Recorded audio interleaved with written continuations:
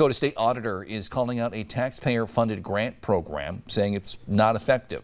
The audit report cites 3 issues related to the workforce retention program.